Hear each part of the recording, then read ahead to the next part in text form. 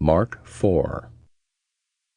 And he began again to teach by the seaside.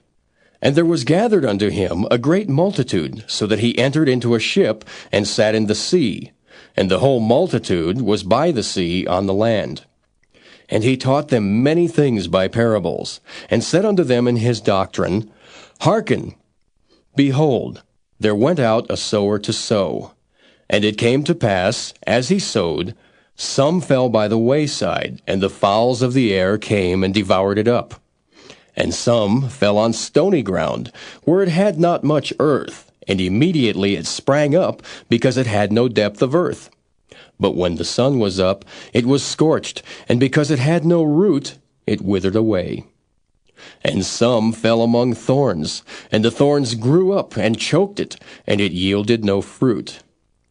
And other fell on good ground, and did yield fruit that sprang up and increased, and brought forth some 30, and some 60, and some 100. And he said unto them, He that hath ears to hear, let him hear. And when he was alone, they that were about him with the 12 asked of him the parable. And he said unto them, Unto you it is given to know the mystery of the kingdom of God. But unto them that are without, all these things are done in parables, that seeing they may see and not perceive, and hearing they may hear and not understand, lest at any time they should be converted, and their sins should be forgiven them. And he said unto them, Know ye not this parable? And how then will ye know all parables? The sower soweth the word. And these are they by the wayside, where the word is sown. But when they have heard, Satan cometh immediately, and taketh away the word that was sown in their hearts. And these are they likewise which are sown on stony ground, who, when they have heard the word, immediately receive it with gladness, and have no root in themselves, and so endure but for a time. Afterward, when affliction or persecution ariseth for the word's sake, immediately they are offended. And these are they which are sown among thorns, such as hear the word, and the cares of this world, and the deceitfulness of riches, and the lusts of other things entering in, choke the word, and it becometh unfruitful. And these are they which are sown on good ground, such as hear the word, and receive it, and bring forth fruit, some 30-fold, some 60, and some 100.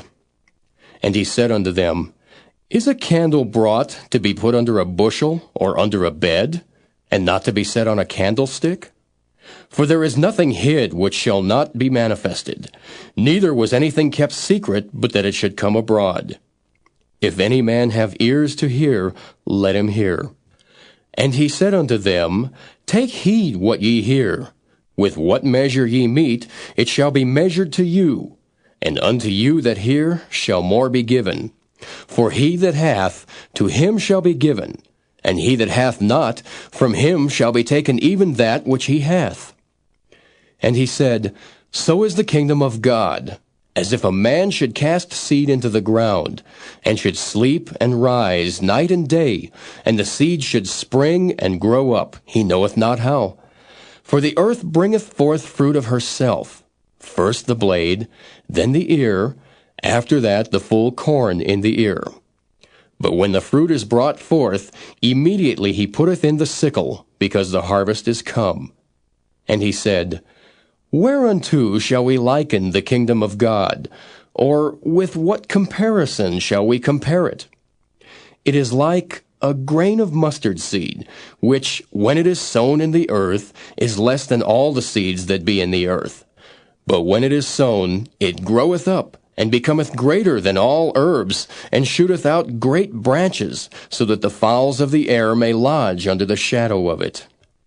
And with many such parables spake he the word unto them, as they were able to hear it. But without a parable spake he not unto them. And when they were alone, he expounded all things to his disciples. And the same day, when the even was come, he saith unto them, Let us pass over unto the other side. And when they had sent away the multitude, they took him even as he was in the ship. And there were also with him other little ships. And there arose a great storm of wind, and the waves beat into the ship, so that it was now full. And he was in the hinder part of the ship, asleep on a pillow. And they awake him, and say unto him, Master, carest thou not that we perish? And he arose, and rebuked the wind, and said unto the sea, Peace, be still. And the wind ceased, and there was a great calm. And he said unto them, Why are ye so fearful? How is it that ye have no faith? And they feared exceedingly, and said one to another, What manner of man is this, that even the wind and the sea obey him? Mark 5. And they came over unto the other side of the sea, into the country of the Gadarenes. And when he was come out of the ship, immediately there met him out of the tombs a man with an unclean spirit, who had his dwelling among the tombs. And no man could bind him, no, not with chains, because that he had been often bound with fetters and chains, and the chains had been plucked asunder by him, and the fetters broken in pieces. Neither could any man tame him. And always, night and day, he was in the mountains, and in the tombs, crying and cutting himself with stones. But when he saw Jesus afar off, he ran and worshipped him, and cried with a loud voice, and said, What have I to do with thee, Jesus, thou Son of the Most High God? I adjure thee by God that thou torment me not. For he said unto him, Come out of the man, thou unclean spirit. And he asked him, What is thy name? And he answered, saying, My name is Legion, for we are many. And he besought him much that he would not send them away out of the country. Now there was there nigh unto the mountains a great herd of swine feeding. And all the devils besought him, saying, Send us into the swine, that we may enter into them. And forthwith Jesus gave them leave. And the unclean spirits went out and entered into the swine, and the herd ran violently down a steep place into the sea. They were about 2,000, and were choked in the sea. And they that fed the swine fled, and told it in the city and in the country. And they went out to see what it was that was done. And they come to Jesus, and see him that was possessed with the devil, and had the legion, sitting, and clothed, and in his right mind, and they were afraid. And they that saw it told them how it befell to him that was possessed with the devil, and also concerning the swine. And they began to pray him to depart out of their coasts. And when he was come into the ship, he that had been possessed with the devil prayed him that he might be with him. Howbeit Jesus suffered him not, but saith unto him, Go home to thy friends, and tell them how great things the Lord hath done for thee, and hath had compassion on thee. And he departed, and began to publish in Decapolis how great things Jesus had done for him. And all men did marvel. And when Jesus was passed over again by ship unto the other side, much people gathered unto him, and he was nigh unto the sea. And behold, there cometh one of the rulers of the synagogue, Jairus by name.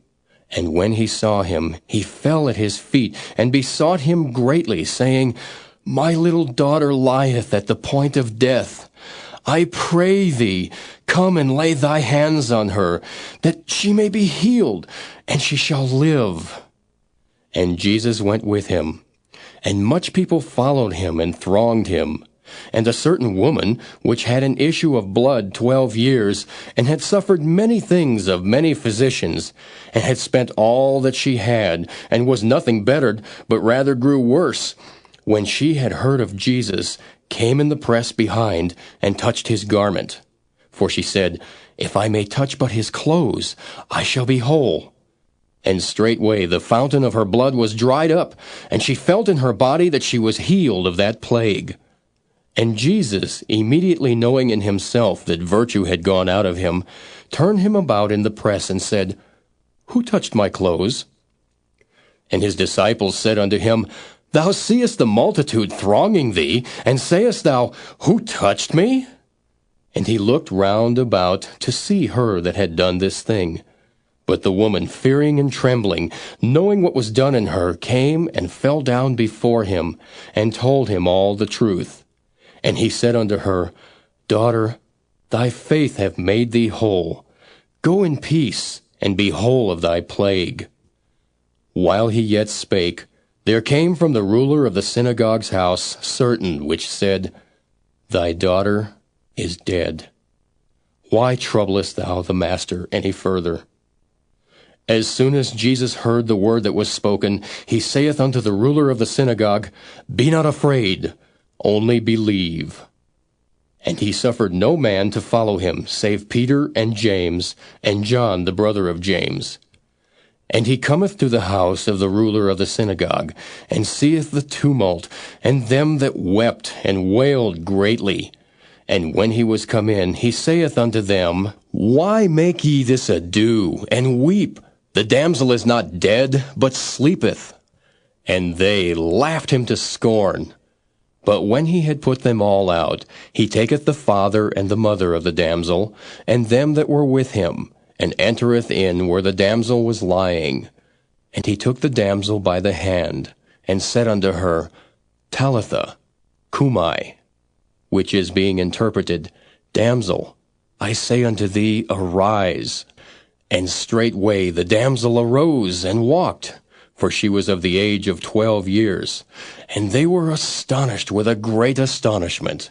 And he charged them straitly that no man should know it, and commanded that something should be given her to eat.